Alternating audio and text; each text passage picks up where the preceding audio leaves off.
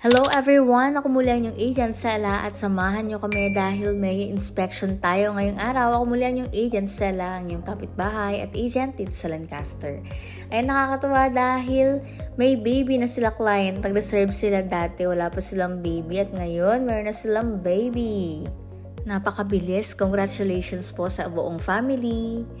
Ang unit nila is Alice Townhouse.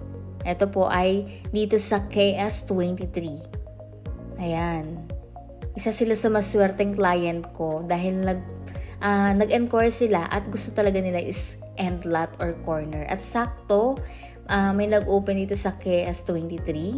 Ayan, walang paligoy-ligoy. Nireserve na nila agad. Kasi pag mga ganitong unit, mga corner or end lot, pag may nag-open, paunahan siya. So, kung sino una mag-reserve, sa kanya mapupunta yung unit. Ayan, nakuha na nila ito na ready for occupancy talaga at hinulugan nila yung down payment ng nasa 9 months yata or 12 months. Nakalimutan ko na. At ayan, ngayon ay first inspection namin sa kanilang bahay.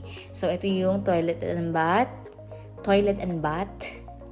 Nabubulol na. Ayan, meron na po siyang tiles, may shower na. At ito naman yung yung master's bedroom. Ayan. Nasaktuhan din kasi meron silang puno na sakop sa lote nila kaya pinapaputol yun ni Pro Friends. Ayan siya. At syempre, pagka-turnover, pag-accept nila client sa bahay nila, ay pwede na po nilang ipa-home improvement itong unit nila. At dahil okay na kila client yung unit, wala naman na nakitang mga need ipaayos pa maliban dito sa mga kalat sa labas kasi lilinisin naman daw yan after magputol ng puno. Ayan, inaccept na nila client yung kanilang bahay. And congratulations po sa inyo. Ayan, ako muli yung agent Sela. Kung interested ka rin magkabahay, message mo na ako. Pwede na rin po ito sa Pag-ibig. Kung interested ka, message na. Bye-bye!